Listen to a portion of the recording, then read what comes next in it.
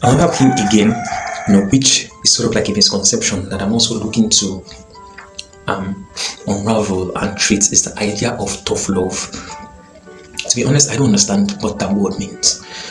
People use that word as a as those two words now, tough love. They use it as sort of a frontier to condone their misbehaviors, to condone their excesses. That's people in higher capacity now in their relationship with those in sort of much lower capacity. They use that two words, tough love, to as a frontier to ensure that they themselves are. So they ensure that two words stay in the gap, so that such that their excesses, their misbehavior gives them peace at night, so they can sleep. They can sleep peacefully at night. Centering or banking on the idea of tough love.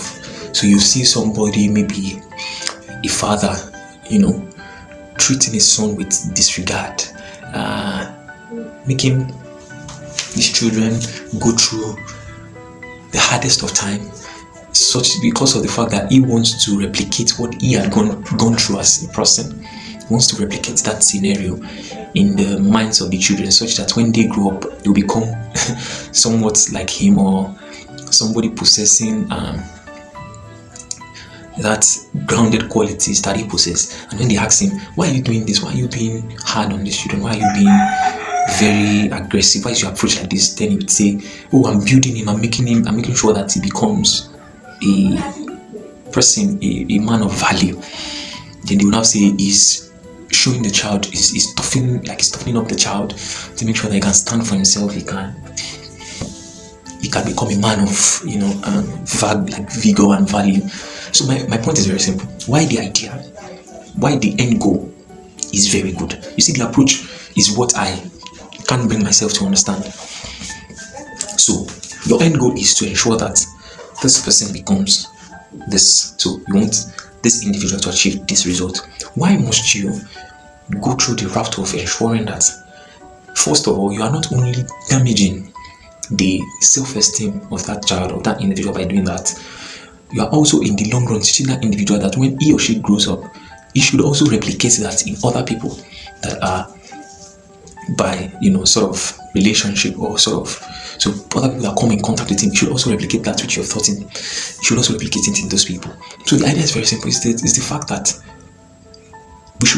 people should stop using those two words, tough love, as a frontier to condone their misbehavior, to condone their excesses.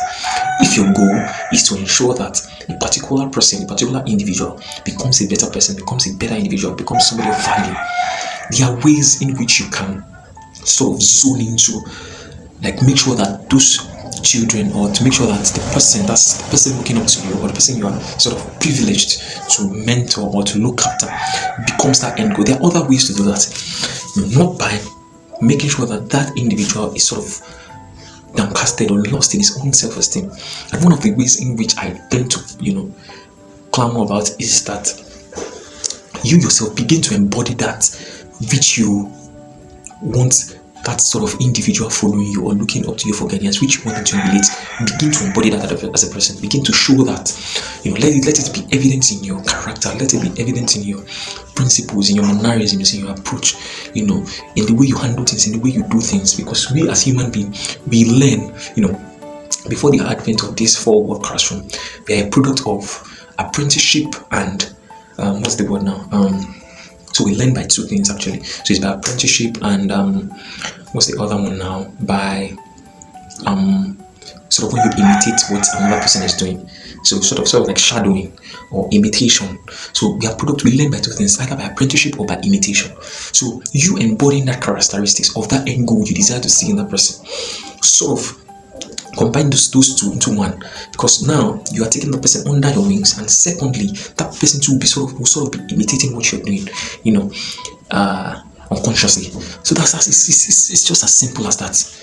Because anything that's just overcomplicated, there's sort of like a hidden agenda behind it. There's sort of something, when we overcomplicate things as human beings, check it very well, there's some sort of hidden agenda behind it. So the idea is just very simple, is that tough love, there's nothing like that.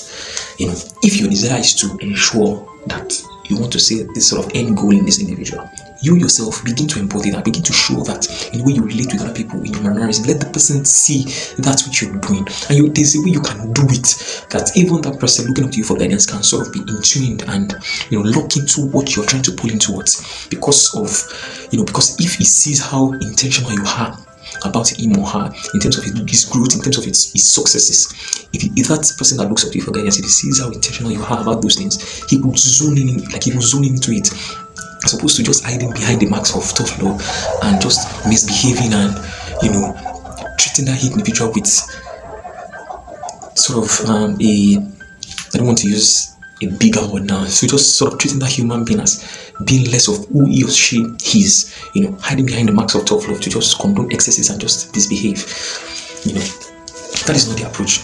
You have to be open in this circumstance. You have to be open about the end goal you want that individual to achieve, and you as a person sort of start to embody it. Let it show in your action. Let it show in the way you relate. Let it show in your mannerism, in your day-to-day living, so that the person that is under you can see to imitate and can also, by virtue of the relationship, be under your wings to learn and become a better person from you. So this is what I thought to share, guys. Do you also believe in this concept of love? And let me see if you've sort of had this experience while growing up in the comments. Until the next video, see you guys. Bye.